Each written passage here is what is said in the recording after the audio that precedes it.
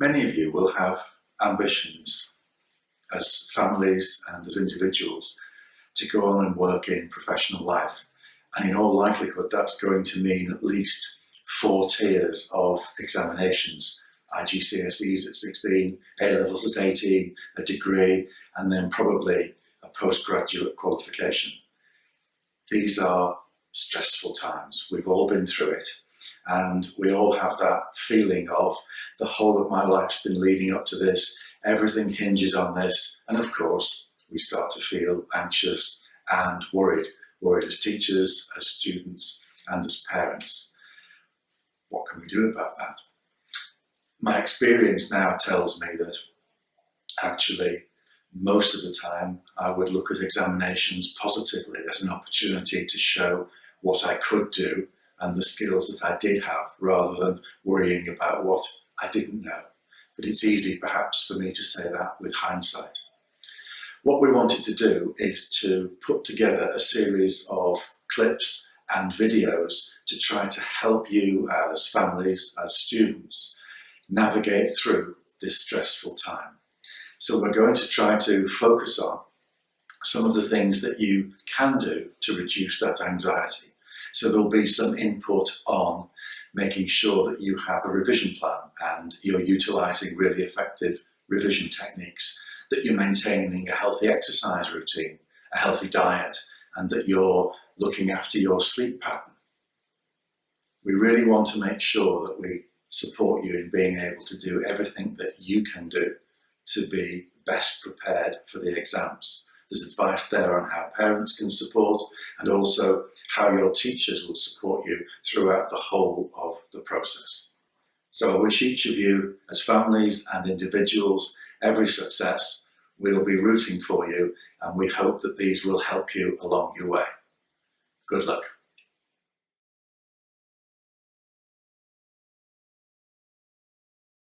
I'm going to talk to you a little bit about planning your time using spaced retrieval and interleaving to make the most of your time when you're revising for exams.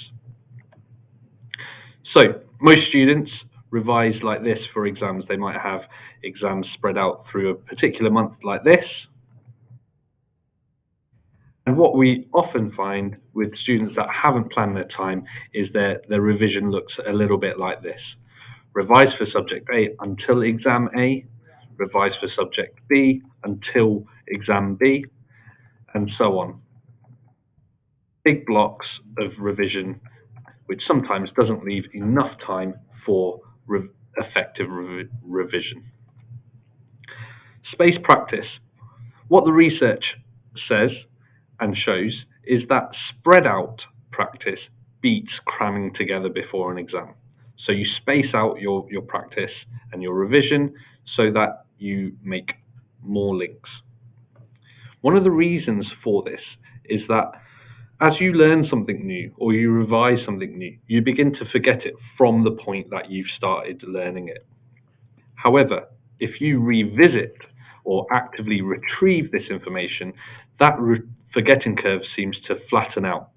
In other words, it makes it easier to remember the more times you practice something or review something.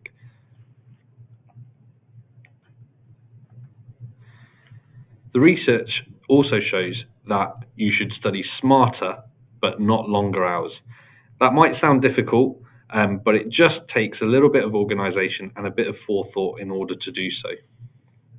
One of the ways that you can do that is by interleaving your revision.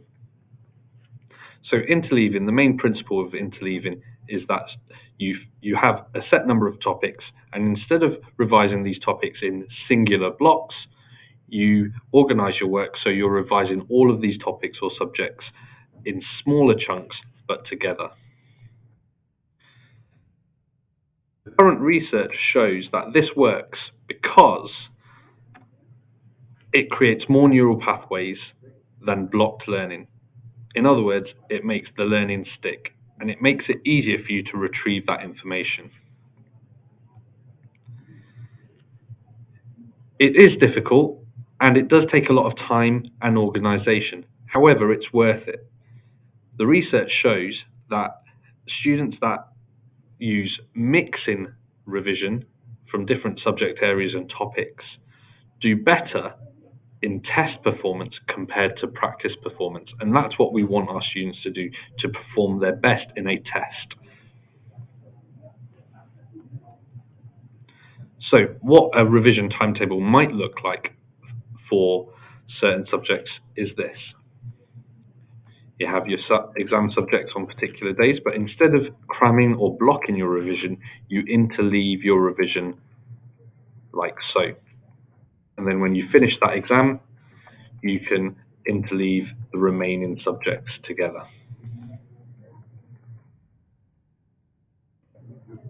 Remembering to start your revision early and use the retrieval practice to flatten that forgetting curve and maximize your performance.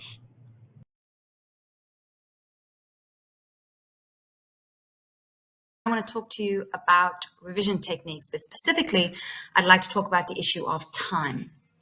I think quite often, certainly I remember saying this to my father when I was younger.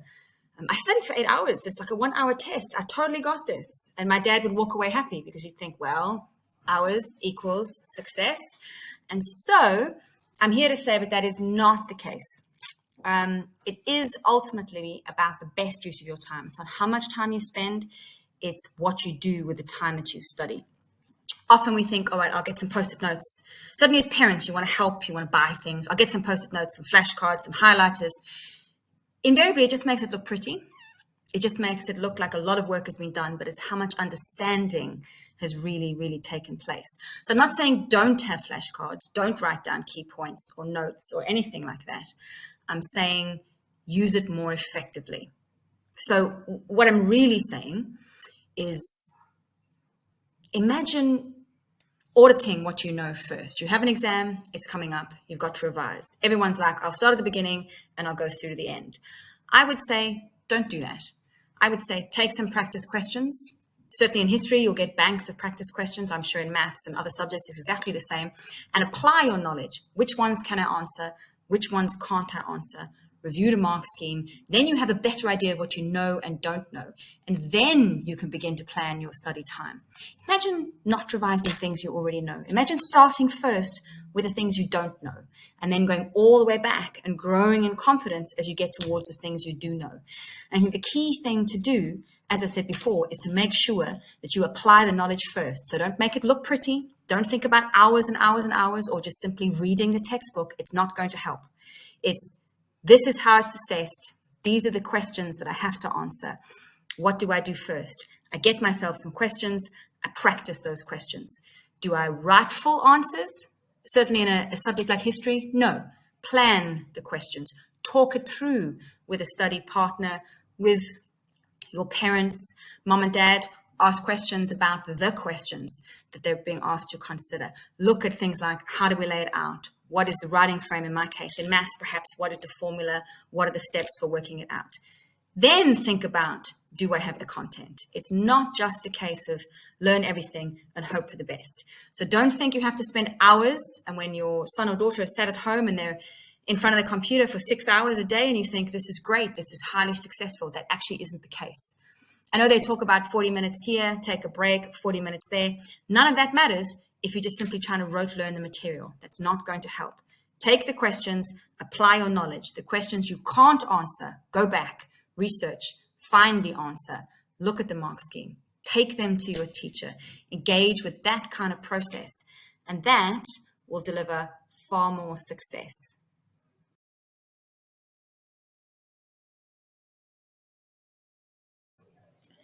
Next, we're going to look at effective revision techniques and strategies for your child.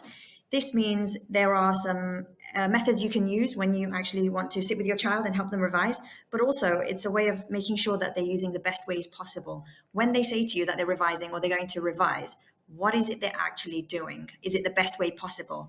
So this session is about how to actually revise. The first thing your children should do is have all the resources that they need in one place, so they're not moving around looking for things all over the place. This means that they need to have with them their class materials, such as textbooks, exercise books, any notes they have on their laptops. Please avoid phones. and pen and paper to hand. This is something that is a must because most exams are handwritten, so students need to get used to preparing by hand. Once your child has all of the resources that they need, all their materials are there are some light revision techniques to use in the initial stages of revision. By light techniques, I mean that they don't necessarily work, they're not enough on their own, they don't work on their own. They need to be in conjunction with deeper methods of revision, which I'll go over later in this. So at this stage, we're doing some light revision, they're going over content to recap and check they know key information. What they need to do is have a checklist to hand. What is it exactly that they need to know for each exam? So it's helpful to get a hold of the exam specification for each of their exams as a checklist. And that way they can tick off what they've gone over, but they'll also know what gaps there are, and then they can look to fill those gaps and prepare. As they go over their work, it's helpful to highlight keywords or key information, key statistics, key names, anything that the student needs to remember. However, it must not look like the picture on the right. That's over highlighting and it's no help whatsoever. So as a standalone method, it's not comprehensive enough, but it works in conjunction with other revision methods. It helps to recall key facts, and a quick scan over the page will make sure that students remember the highlighted keywords. It must never be blanket highlighting because the student thinks everything's important. It has to be very precise and very selective. Mind maps are helpful, but only when they are, again, very, very specific to a topic or an area. If they're studying a text in English, for example, it shouldn't be a mind map about the whole book. It needs to be very specific about a key theme, a key question, a key character in a particular scene. It has to be that specific. It helps to use the specification checklist to ensure that mind maps are as specific as they need to be. So the key area would go in the middle and students can annotate with information around it. And you can make that coming off branches. So maybe key quotes that a character says with key words, with key information, with key contextual links. It will all connect, but it is, again, very specific. Fishbones are helpful when thinking about processes to do with events. So for example, if your child needs to remember a particular historical period, a fishbone can help when there's a specific event that they need to remember and key players in that event. So what a student would do is go along the fishbone. You start with the tail and you look at causes and effect and key factors that come into it, leading to the fish head, which is the outcome. Next, we have explaining as a key method. So when a student is asked to explain information to another student or even to yourself, this rehearsal, even if it's verbal, which it usually is a great way of revising. You can have students write this down, but the purpose of this method is to keep it verbal because the interaction is what embeds the learning in their memory. They can challenge each other if it's a student-to-student interaction, where someone from their class who studied the same unit is able to question them on it and they can bounce off each other. But even if they're explaining to you, as a non-expert, you will have your own questions. And if what they're saying doesn't make sense or is not clear enough, they are forced to revise, repeat, rehearse, reword, and all of that helps to really strengthen that memory. And it works as a great tool. So if it doesn't make sense to you, they need to carry on trying. Cornell notes are a great way of keeping notes. So it works as a strategy to help students organize not just their notes, but also any questions they have. So what they would do is have their notes in the main section. So you can see the image on the left. The main section is for their notes condensed into their own words, which in itself is a revision method. The column on the left is for any keywords, any comments, or any questions that they have to do with their learning. So it will lead to recall because they'll be able to picture this in their head. They'll know the keywords because they stand out. And any questions they have, they will need to follow up and find the answers to. And then at the bottom of each page is a summary to summarize everything they need to know in as few words as possible. Working with information in different ways is what helps it stick in the memory. So students can practice condensing in different ways. They can do this through bullet points. They can use the mind maps. They can use the Cornell notes and break it down into clear elements. What is it that they must know and they must remember? Websites are good for students because they're interactive websites are really good because the students are forced to interact and engage with it. At this point, they should be practicing over and over. So anywhere they need to interact and engage and respond to questions on the page, on the web page, is best. What it forces students to do is think about what they know. They're forced to use their memory and answer the questions, and the repetition and rehearsal is what helps it stick in their mind again. This is all about repeating and practicing and rehearsing. So what next? Those are some of the lighter revision methods. We need to get deeper now. So what do we need to do? We need to treat any problem areas. And the only way we can treat the problem areas is through repeated rehearsal and practice. But how do we work out what the problem areas are? We go back to our checklist, the checklist from the exam specifications. So that way we know we're not missing any areas. What we want students to do is to look at their weak areas. They'll have a whole list of areas they need to know, and they will have the ones that they know really well, and there will be weaker areas. So it's important for students to draw out the ones that they need to focus on. Once you have this, you can chunk them into areas. So it helps the revision to become more manageable. Otherwise, it's just a really big, scary revision block of everything. And we don't want our students to feel overwhelmed, and you wouldn't want your child to feel overwhelmed. By chunking it, you're able to sort of oversee what they're covering and what they haven't covered yet, and it gives that sense of progression. I've done this, okay, I've got this next, I've done this, move on to the next bit. Examiners' reports are a great way of upskilling. Every year, examiners release information and their commentary on what they like to read in responses from students in exams, and also what students should avoid in exams. So it makes sense to read the examiner's report. This is different to a mark scheme. A mark scheme will have the answers and some comments on the question, but examiners' reports are more detailed, and it makes sense to read the comments of the people who will be marking the exams themselves. Testing the memory is one of the most proven ways of remembering information and revision. So your children and students should test their memories as much as possible. They can try to make notes, solve problems, whatever it is, answer questions from memory, and then go back to the notes to check it. Another way of testing the memory, and this is a fun one for you too, parents, is to use flashcards. So what students can do is write a question or a keyword, anything on the front of the card, and on the back is the answer. And that way they can test themselves, and the answer's on the other side. You can test them, anyone can test them. They can do it in the car, wherever they are. And you don't need to worry about the answers because they're right there. So this tests their memory, and the repeated rehearsal again is what makes it stick. The ones they get wrong, they'll need to work on, and then we have that problem area that we need to address. Timed questions. Maybe not a fun one, but a very effective one. Students can practice exam questions under timed conditions using a pen and paper because most exams are handwritten. It's important to use pen and paper because students tend to struggle with the time pressure and writing stamina. And so by practicing over and over again, it's like with any sport, the rehearsal makes you better and quicker, and then you use the time effectively. You don't panic as much because you can write everything you need to write within the time given. So it's important to use a pen, paper, time accurately, because those are the pressures, the real pressures they will be under for the real exams. So get them practicing. It's important to target the hard stuff and not what you remember. So as a student, when you revise, you might revert back to what you remember. Oh, I'll revise this. But the issue is you already know that. So we need to focus on what we don't remember so well. And that's the hard part. It's uncomfortable. It takes effort. It's difficult.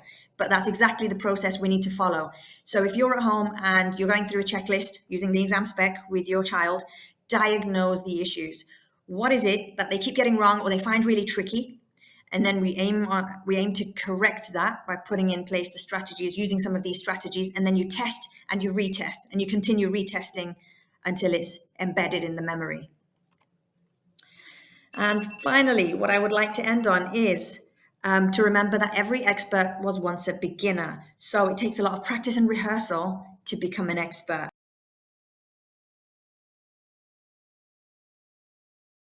I'm here to talk to you about sleep and the effect that it can have on our performance. So, the average teenager requires approximately 9 hours sleep. So that's much more than an adult needs.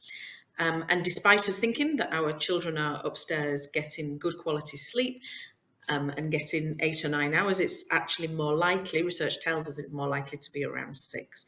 So there are two main factors that affect how sleepy or how alert we are. The first is how long it's been since we last slept. So if we stay awake for too long, our sleep-wake balance will be off, and this makes us sleepy. The second factor is our internal body clock, and that controls the circadian rhythms in our body. So our internal clock runs on a 24-hour circuit, and it tells our bodies when it's time to sleep and when it's time to wake up. However, this internal body clock can be thrown off and disrupted by various factors, and that results in poor sleep. And as a consequence, it results in a reduction in performance, or in this case, a student's ability to cope in school. So one of these disruptions is light. Light acts as an external cue for sleeping or waking. So as our external environment at night becomes darker, melatonin is released from our pineal gland, and this tells our body clock that it's time to sleep. And the opposite is therefore true of light. Once our optic nerve senses light in our external environment, that releases chemicals, and it tells us that it's time to wake up. So this is one of the reasons why blackout blinds or blackout curtains are essential for good quality sleep, because what we don't want is the light outside to disrupt our internal body clock and wake us up, which then stops us from getting valuable deep sleep. This also applies to the light from our devices. So again, as much as we would love to imagine that children have self-control when it comes to their devices during the night, we know as teachers that that's not the case. So one simple check for a WhatsApp message in the night or a social media alert in the middle of the night can actually result in upsetting our body clock and losing a couple of hours of good quality sleep. Another thing that affects our circadian rhythms is our body temperature.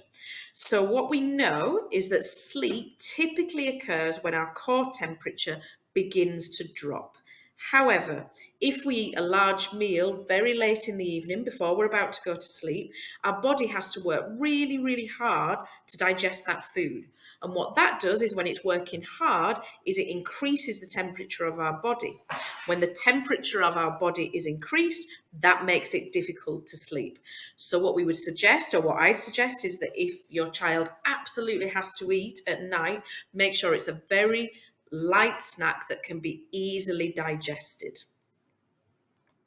So I'm going to talk now about the various stages of sleep, because we're going to have a look at why deep sleep is so valuable and how we actually get there.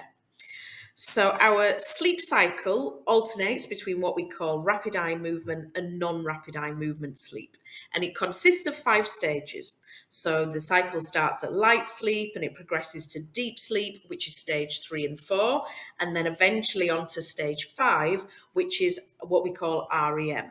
And this entire cycle repeats approximately every 90 minutes throughout the night, so that you can experience roughly full 5 cycles in a night, 5 or 6. In fact, if you've had a good sleep, you should have experienced between 5 and 6 of these cycles. The most important phases are actually stage 3, 4, and 5.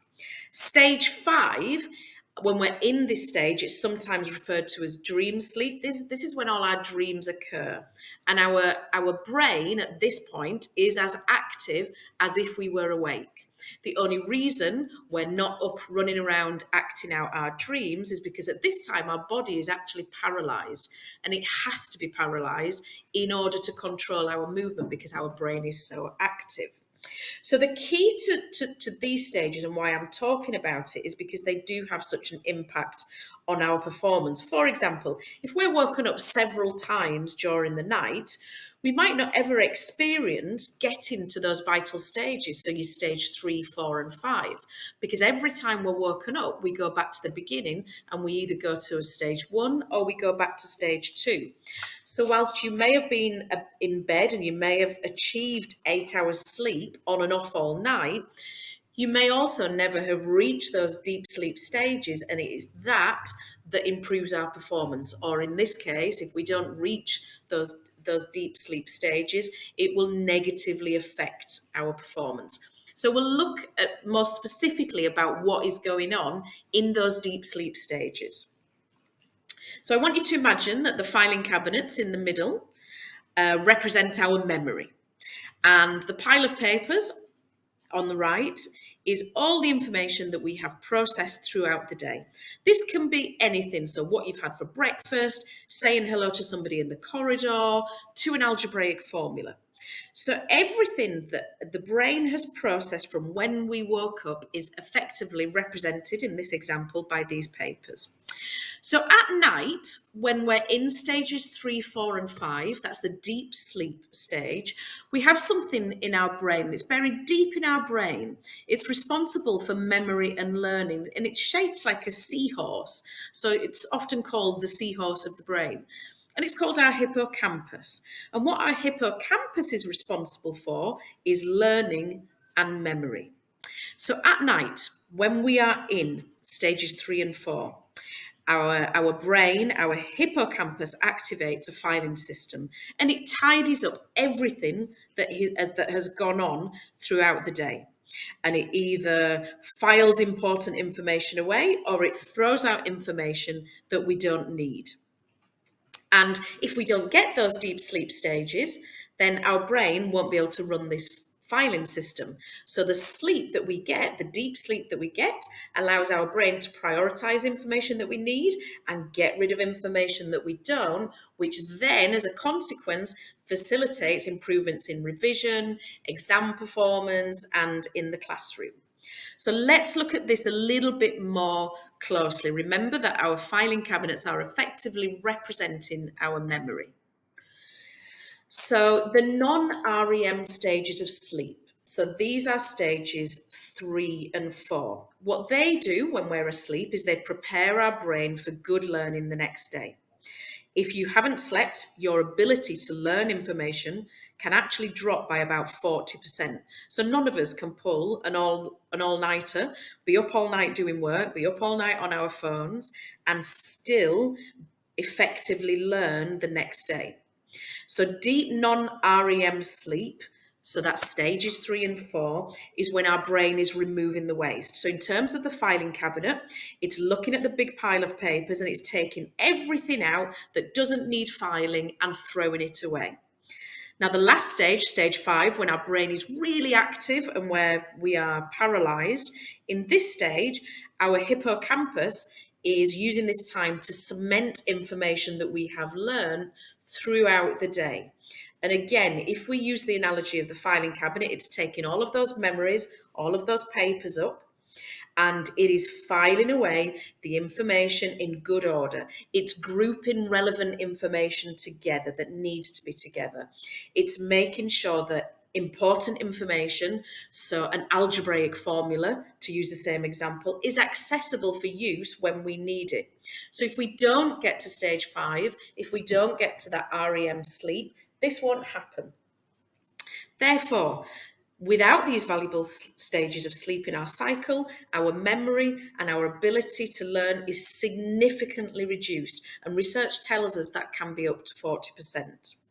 So now that we've gone through the different sleep stages and why we need sleep, what I want to do is to leave you just with some tips.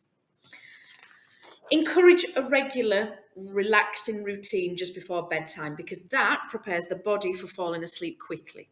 And the quicker we fall asleep, the greater the opportunity and the sooner we get into those deep sleep stages, which are so vital. Make the bedroom a shrine to sleep. So some of these are identified by pictures on this presentation that you can see. So your temperature in the room should be around 15 to 19 degrees. And I understand that sounds cold, but actually it is the optimum temperature for deep sleep. And it's the deep sleep that we want. Students should never be working on their bed, so they shouldn't have all the papers and the books out on the bed. They need to learn to associate the bed with sleep, because psychologically it will help them fall asleep faster. Buy some lavender pillow spray, or have some lavender scent in the bedroom, or a lavender calendar before bedtime. That's a natural way to induce relaxation and send somebody to sleep faster. Remove all devices from the bedroom. I know this could cause a lot of arguments, but it is worth it in the end. This avoids temptation for your son or daughter to look at their phone or their device in the night and wake the body clock up. But also at night, we tend to charge these devices, and that lights up the room. And when you're lighting up the room, again, that light is hitting your optic nerve, and it's waking your body clock up. Avoid anything with caffeine after 4 p.m. Caffeine is the absolute enemy of deep sleep. So you'll often hear people saying, I can have a cup of coffee at night, or I can have some chocolate at night, and I can sleep absolutely fine. Yes, you will sleep, but what you won't do is you won't get to those important deep sleep stages. Keep a regular exercise routine, because that encourages a healthy sleep-wake cycle. Don't eat salty foods, junk foods. If you eat those, the salt is going to wake you up, and it's going to wake you up mid-cycle and send you to the beginning of the cycle. And what that does is, it avoids those important later on deep sleep phases. Keep lights in the house dim in the evening, because that will encourage the release of melatonin, which will help your son or daughter feel sleepy. Open the curtains or the blinds bright to allow the bright in the morning to make your child alert as quickly as possible. If you have to take a nap, there's nothing wrong with a nap. There is something wrong with a nap if it's going on all day, every day. But if you have to take a nap, make sure it's under half an hour, or your body clock, your biological clock will be disrupted. And at the weekend, yes, let your son and daughter catch up on sleep, but the most important thing is that they don't sleep more than 2 hours past their normal get-up time, because what that will do, again, is it will disrupt the internal circadian rhythm. And finally, if you are interested in learning anything more about sleep and the impact that it can have, I can highly recommend this fantastic book that I believe will make you view sleep in an entirely different way, because the book demonstrates, or arguably demonstrates, that sleep is as important for our health as exercise and diet. And it really is a great read. So hope you took something from that today. And I wish you all well while preparing your sleep shrines. Thank you.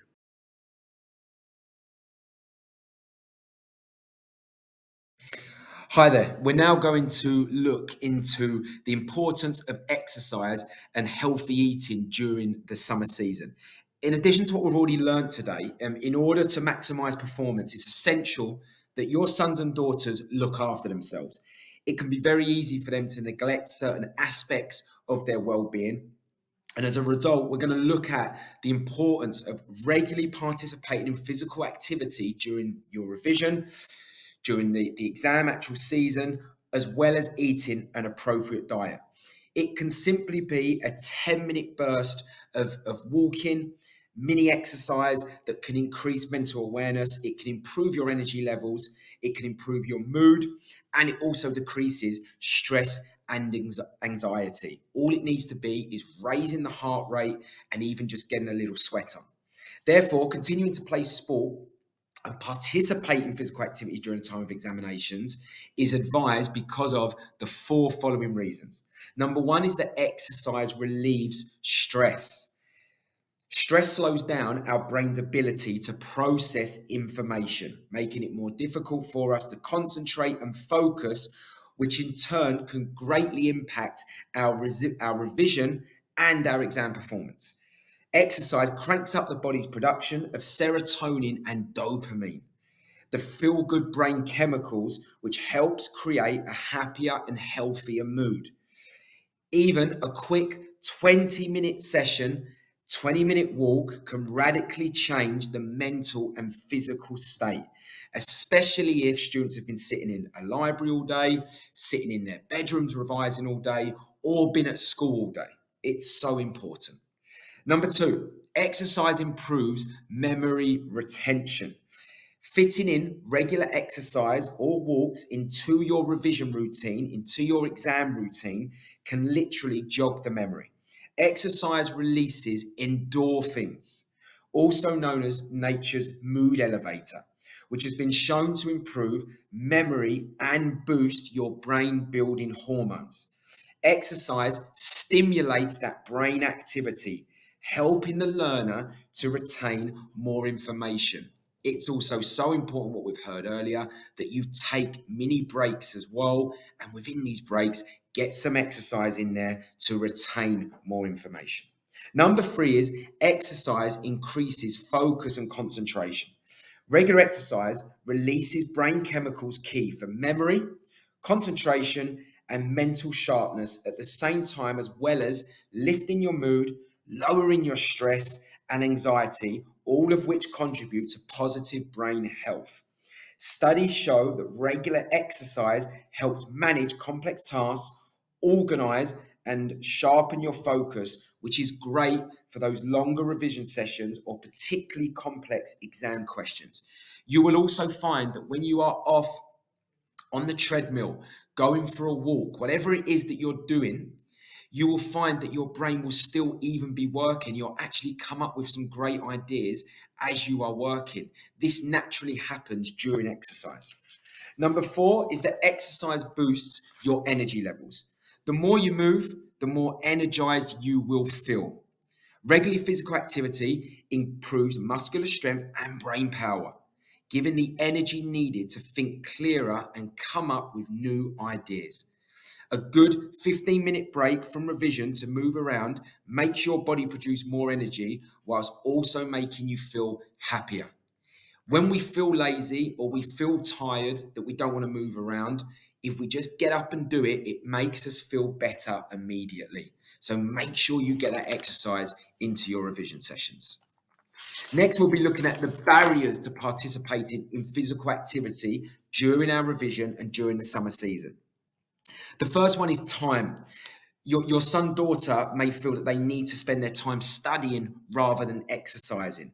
Sometimes the choice to stop participating can be the result of advice or pressure from others. However, with a structured and balanced revision timetable, time can be found to continue to exercise, and this will have a positive effect on their revision and exam performance. Incorporate the exercise into your revision plan. Put that 20-minute slot into your revision plan for exercise, physical activity, or going for a walk near where you live. Number 2 is energy levels. Revision and exams can drain your energy as it is mentally and physically exhausting. Long days at school often include lunchtime and after school revision and intervention sessions. The last thing that your child might want to do is exercise. However, during short activity, your body can rejuvenate and help your own performance. When you're tired or fatigued, revision will not be effective, and even finding 20 minutes to exercise will be a better use of your time. As I've said before, simply going for a walk around where you live will boost energy and motivation. And you will also come up and also start to remember new ideas and the ideas that you've just learned. Because when you exercise, it stimulates your brain activity. And the third one is pressure. This comes from a variety of different sources. Your son or daughter will be naturally putting pressure on themselves this summer to do well, and the demands of many subjects will add to this stress. As we've previously heard, those who meet and exceed their target levels will be those who are working smart, not those who spend every spare minute revising. Therefore, others also need to recognize that there needs to be time for exercise and relaxation as well. Without this balance, your son, daughter will really struggle to achieve their best. Make sure exercise is included within your revision program and during the summer season. All you need is 20 minutes to take part in some physical activity. It could even be you're still playing competitive sport, which I endorse 100%. Don't give up playing competitive sport during the exam season or your revision season. Keep going to a gym. If you're a member of a gym, keep going, even if it's for half an hour, 40 minutes. If it's a gym where you live or a gym in your local town, make sure you keep going to that gym. However, if you don't have that access to a gym, there are lots of less time consuming and cheaper ways to exercise.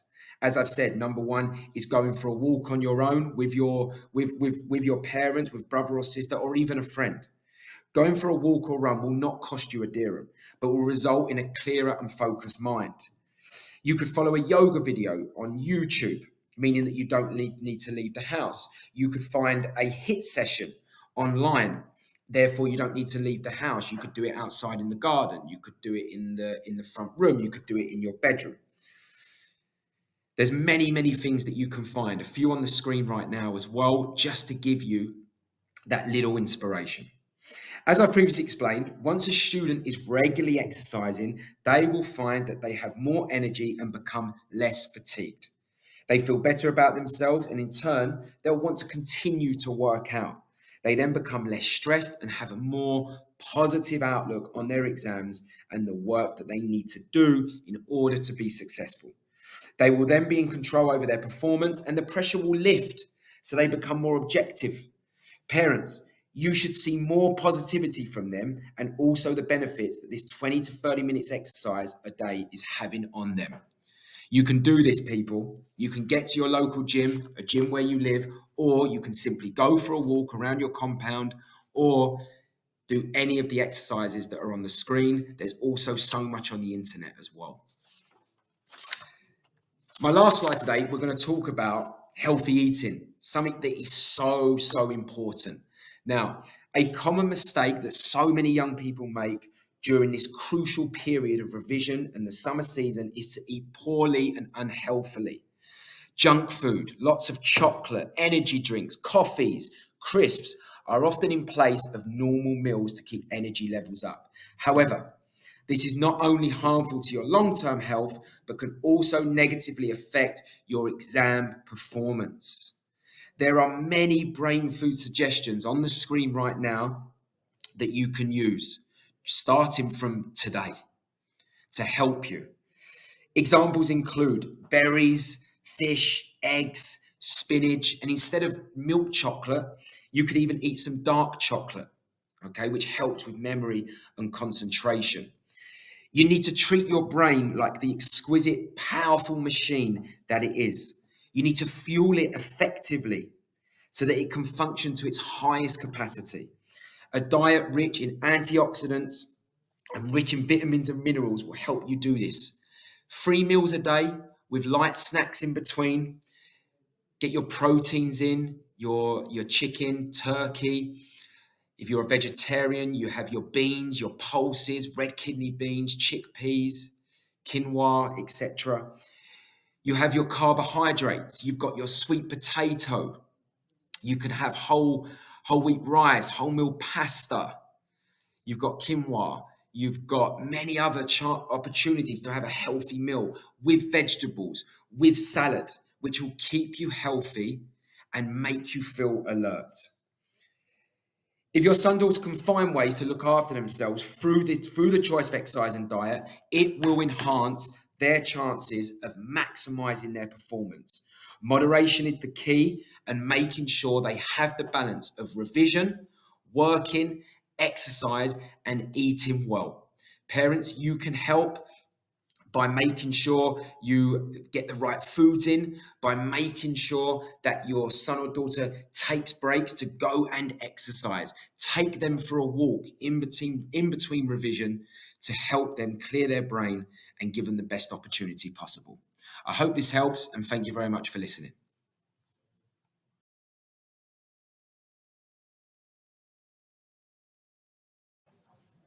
Welcome to our session on building to success and creating tiny habits in your routine.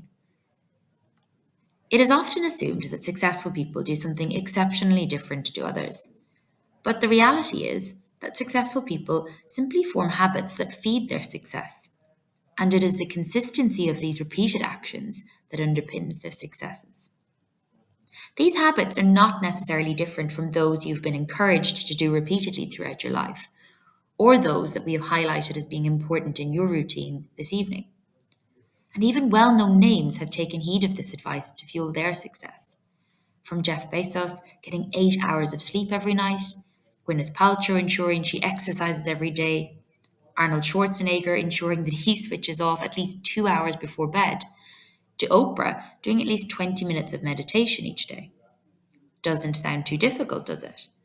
But then why do we struggle so much to form and, more importantly, stick to these habits? The lessons in this presentation are built on the research of a number of authors, including BJ Fogg, Stephen Covey, and James Clear, illustrated here if you wish to conduct further reading. So now that you know about the things you should be focusing on around your revision, health, and well-being, let's dive right in and learn how you can build healthy and sustainable habits to feed your success in the coming weeks and months ahead of the exam season. Fogg's habit formation is based on a simple formula. The behavior is underpinned by the combination of motivation, ability, and trigger. However, while motivation is what gets people started with making changes, more often than not, we fail to acknowledge how important the other components are in enabling us to keep going.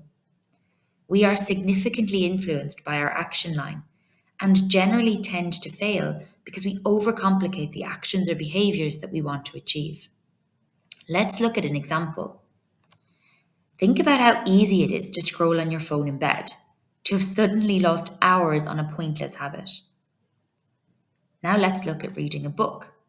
If we set too difficult a task, for example, reading the entire book, or for some people this may even be one chapter, then we are not operating in an area above our action line, and it should come as no surprise that we will fail to implement this change consistently. Instead, we should start with a smaller task, such as simply taking out the book and putting it on our desk. Naturally, you will experience competing motivations at any one time. And if you have set the task too far below the action line, what impact do you think this will have on your ability to do the action? Perhaps you are trying to cut down on the amount of refined sugar you eat, but are challenged by your desire to eat a delicious cupcake your friend has brought round. Finding the balance between motivation and ability will be key here, but also celebration, which we will explore later.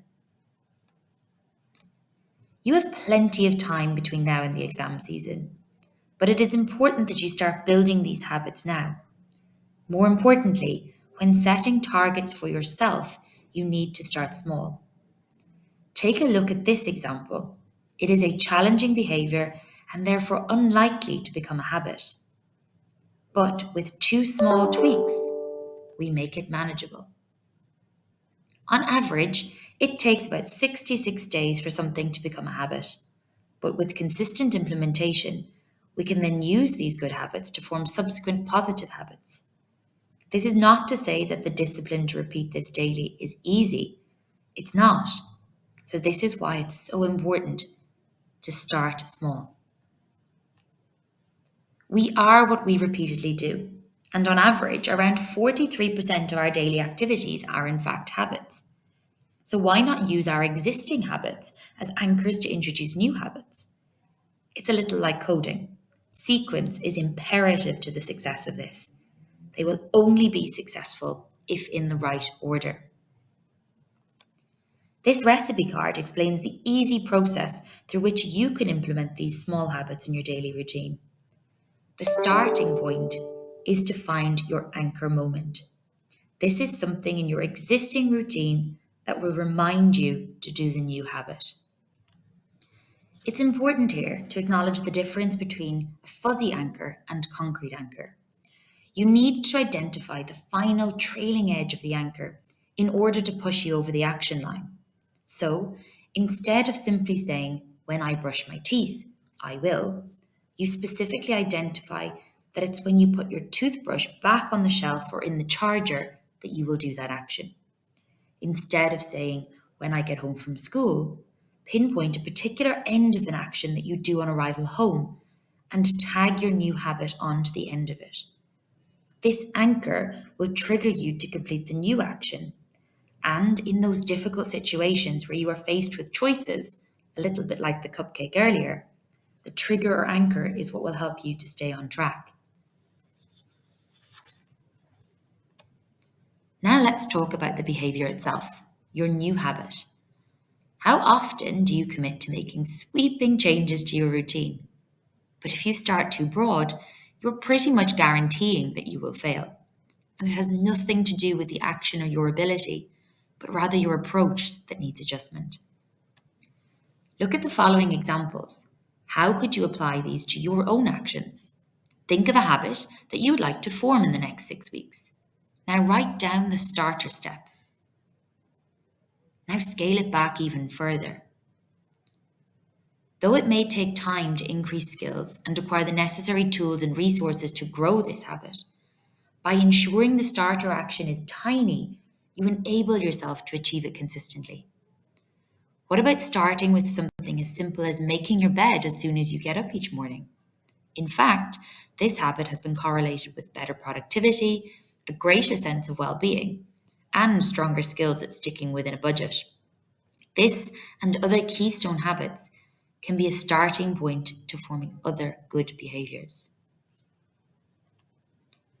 Finally, it is so important that you celebrate the small wins. What will you do to recognise your success? Whether this is giving yourself a tap on the shoulder or an elaborate fist bump in the air, find what works for you and makes you feel good. Allowing yourself to celebrate will give you the motivation to keep going. I'm not saying that this will be easy, and it certainly takes commitment to form habits. But each and every one of you can build the skills to form habits that will support you on the road to success. Be it that you need to introduce new habits, like how you are revising or ensuring that you are getting enough exercise and sleep, or that you need to swap out old habits, like scrolling on your phone late at night or procrastinating. In every case, it is about starting small. In every case, it is about starting small. To summarize, you need to first identify and clarify your aspiration. Then explore your behavior options. Scale them back and match them with specific behaviors. This is where starting tiny is imperative. Then find your prompt, but be really specific so there is no room for ambiguity. Finally, celebrate these little wins before reviewing and expanding these to new habits. You are what you repeatedly do, and by implementing tiny habits consistently starting now, you can most certainly ensure your success in the summer season. It's all about marginal gains, rather than some great gesture of revision closer to the time. As Colin Powell once said, if you are going to achieve excellence in big things, you develop the habit in little matters. While your GCSE and A-levels are the big things right now, don't overlook the need to develop healthy habits in the areas of your life highlighted in these sessions. You now know how to avoid being part of the 40% of habits that fail within the first week. And you also know how to ensure that you can get your behaviours above the action line. So try and try again. But remember, it's about building tiny habits consistently.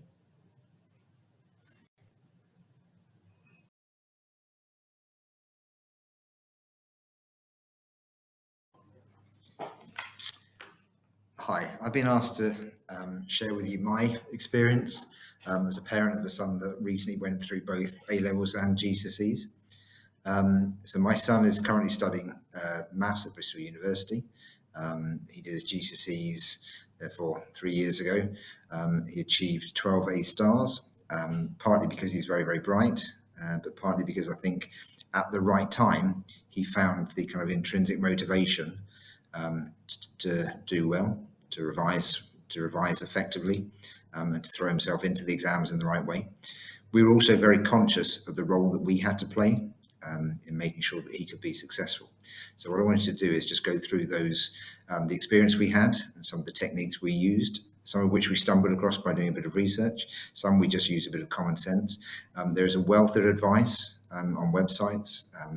The majority of it corroborates each other, so it supports each other in terms of it says the same things. So at that point, you can have quite a lot of confidence. Now, what the other staff have done with the presentations is kind of build on a little bit of what I'm going to say in terms of, I don't want to repeat their points, I hopefully just reinforce some of the points that they've made. So the first thing we wanted to create for Ethan when he did his exams was a calm and pleasant home life. That meant that despite our temptation to challenge him about his revision schedule, potentially to argue with him about some of the techniques he was using, because obviously we're experienced teachers, myself and my wife, we wanted to make sure that we created a stress-free environment for him. It was important that our stress didn't become his stress. Now, we'll touch on a few of these points later on, things like positive language and intrinsic versus external motivation.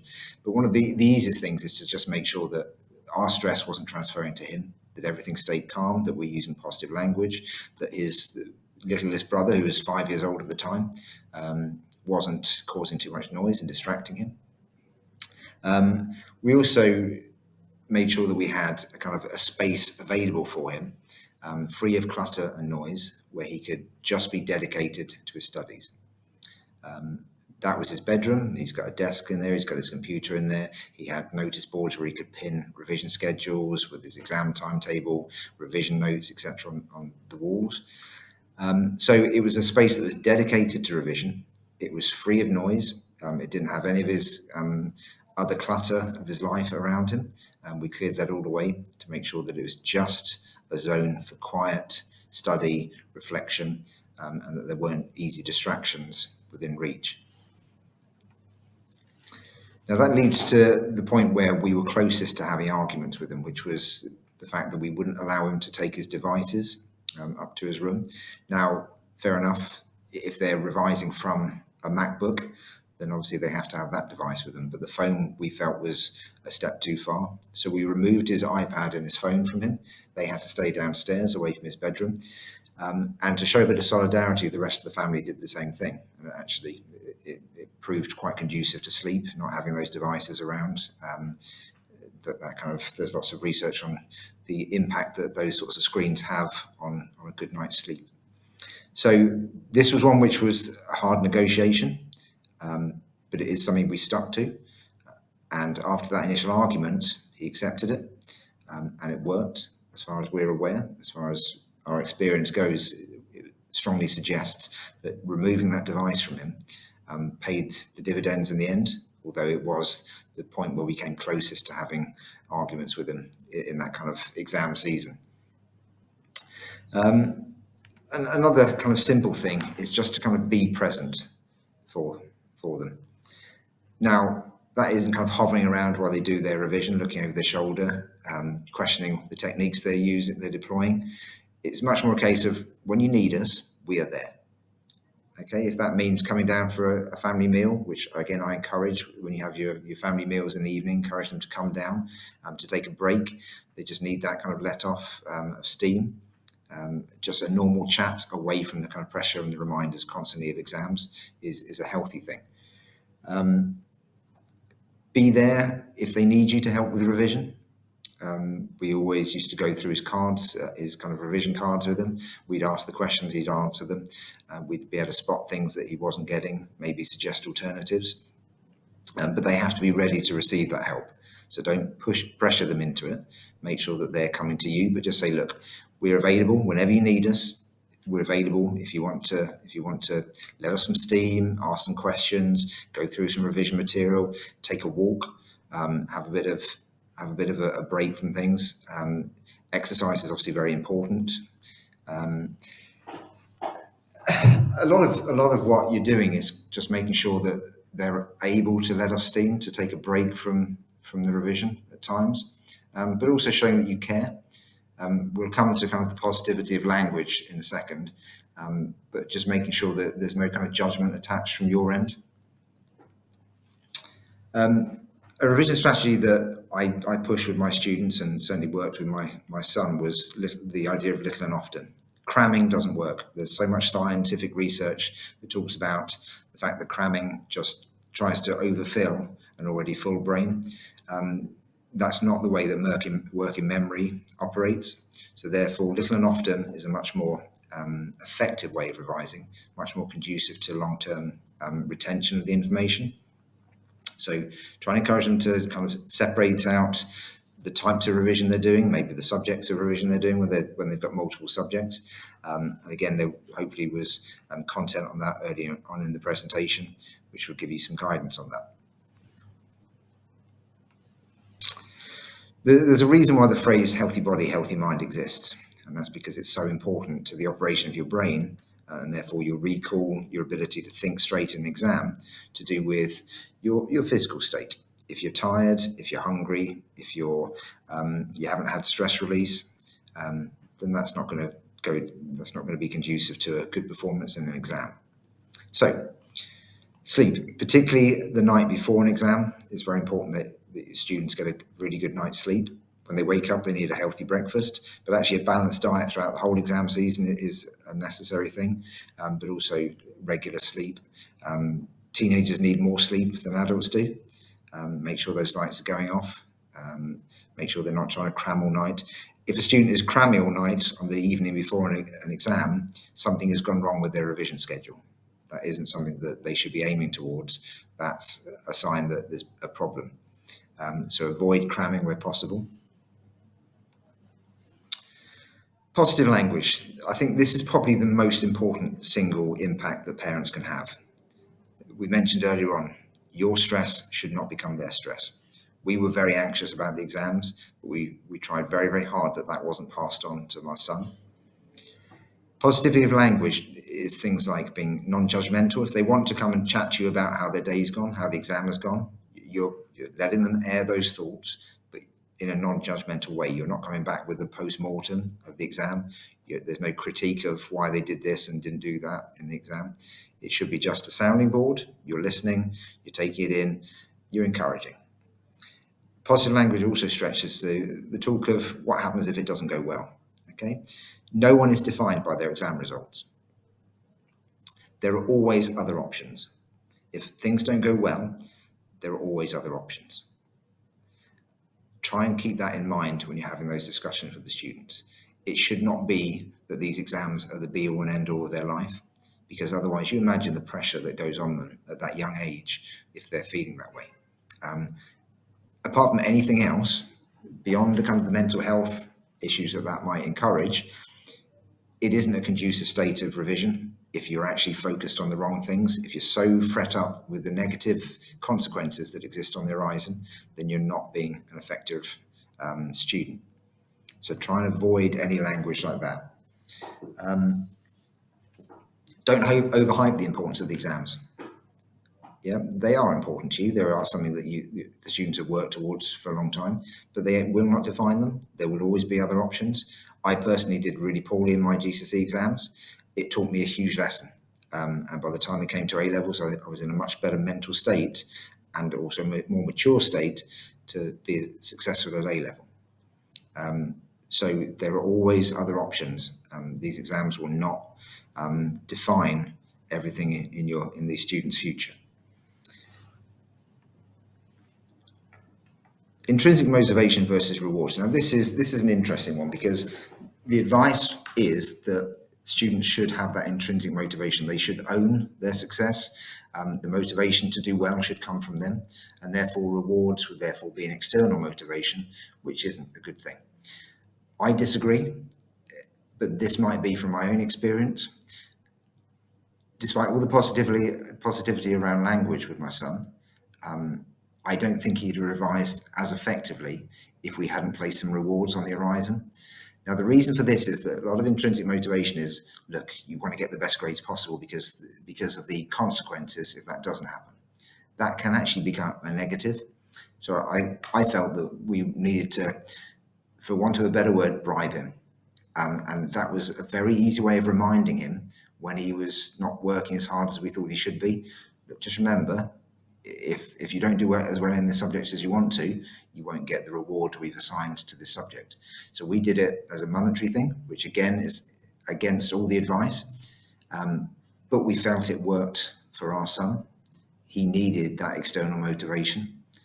He had all the ability in the world, but we weren't confident that he was going to turn that into success in the exams, because we didn't feel he was as motivated as he could be. So we had to find an external motivation for him.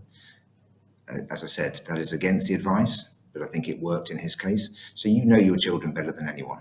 Make sure that you're kind of having the thoughts about where the motivation is coming from in your discussions with them. We offered a monetary reward per exam, and 12 A stars would suggest for Ethan that worked.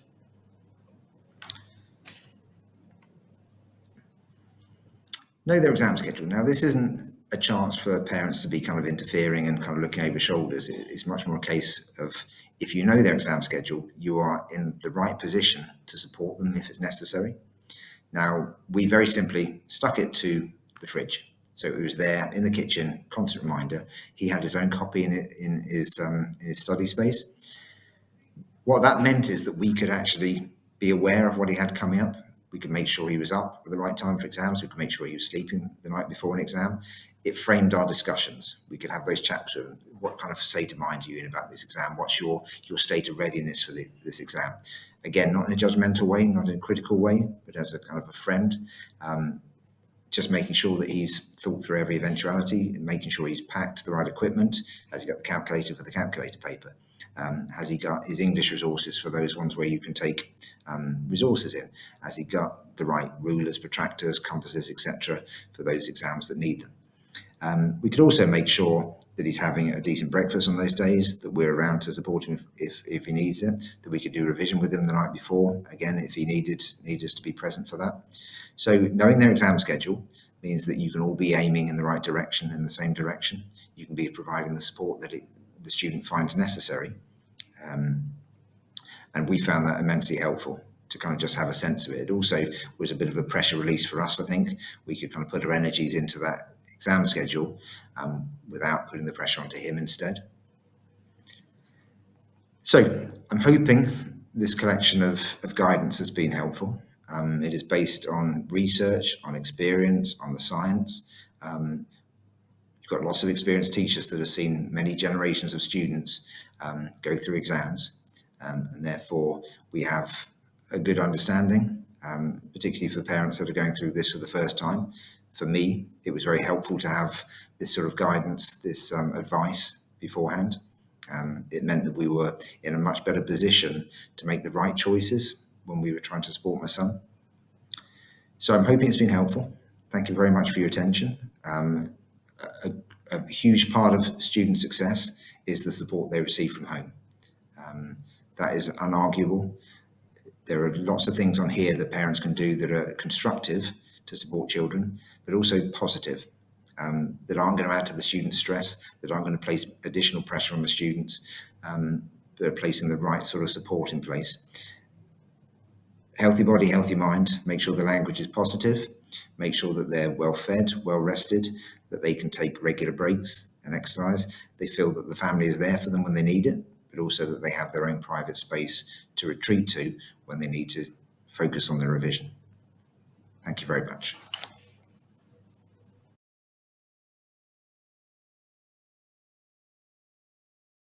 Welcome to our session on student resilience. To start, what do all of these people have in common? Every one of them failed, but they used it as a lesson to move forward. I'm sure this infographic is familiar to you. People often think that success is a straight line, a pathway without any bumps, but the reality is that it's filled with challenges and adversities that you have to overcome along the way. We so often celebrate the successes, but forget to celebrate the failures.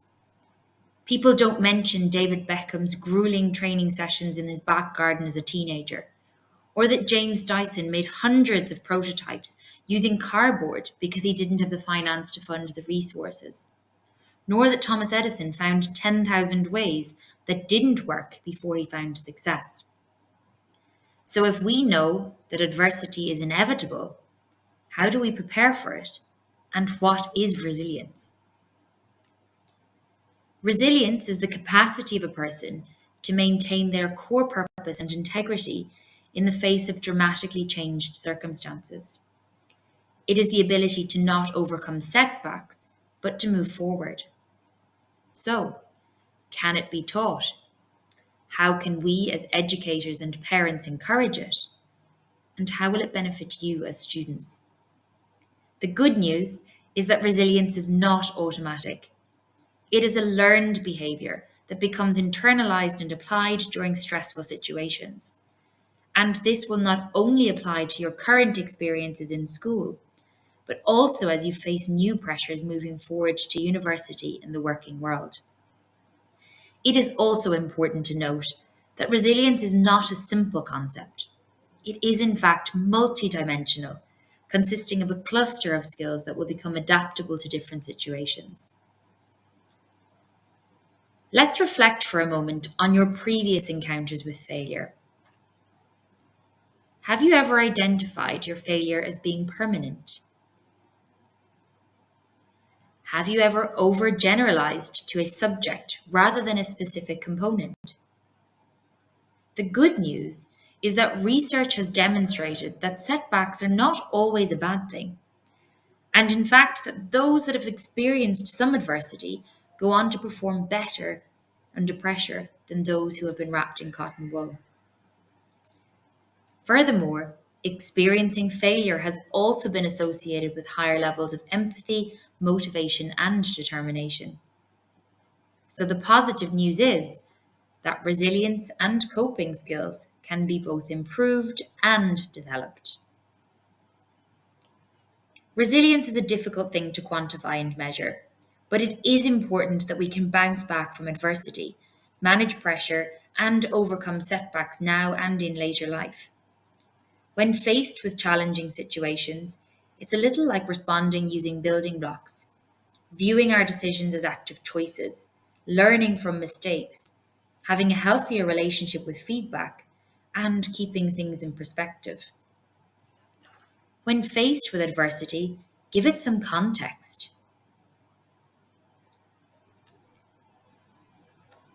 Our response will be underpinned by our beliefs or thoughts in that moment. In other words, what runs through our mind in response to the situation.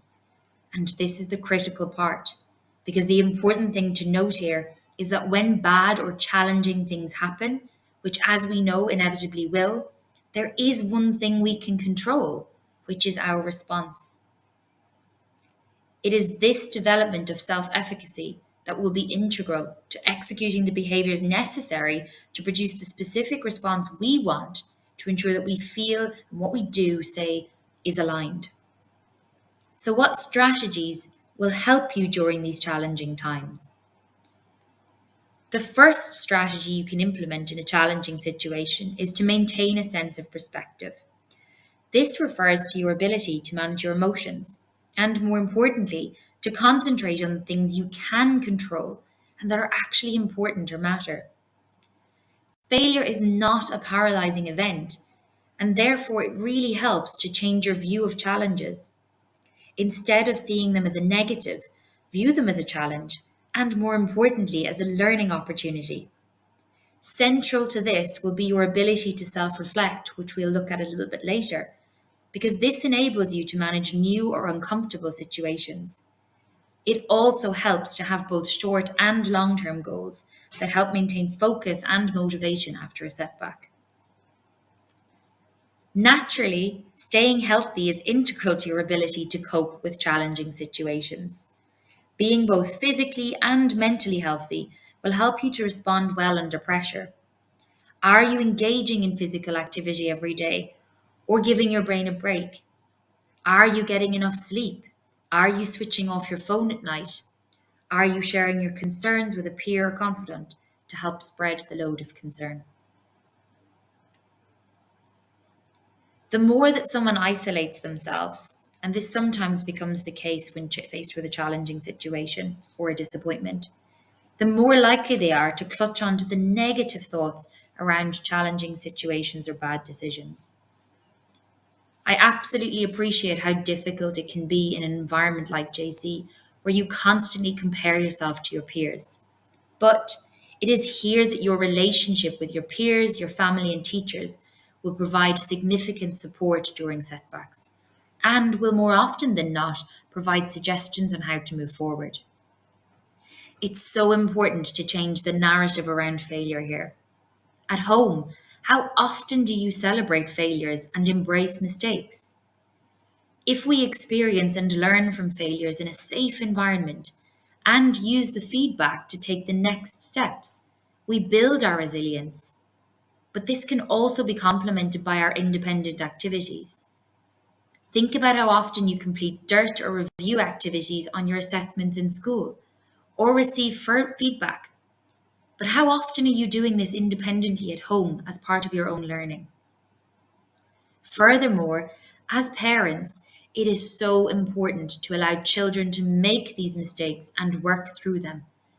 So we urge you to resist stepping in to fix it. Instead, listen. Don't push your son or daughter in a particular direction. Just ask questions. And most importantly, promote healthy risk-taking. We need to fail better.